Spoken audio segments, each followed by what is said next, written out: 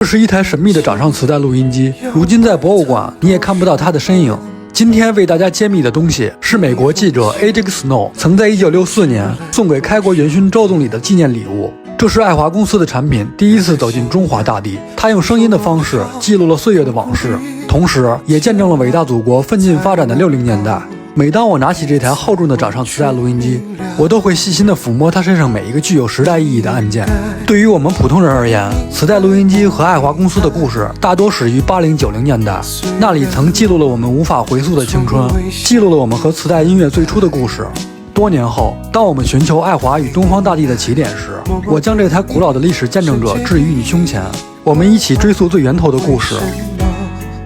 你还不能明白，不愿放弃你的爱，这是我在你身邊，路雖遠未疲倦，伴你吻行一段接一段，越過高峰，另一方卻又見目標退遠，讓理想永遠在前面。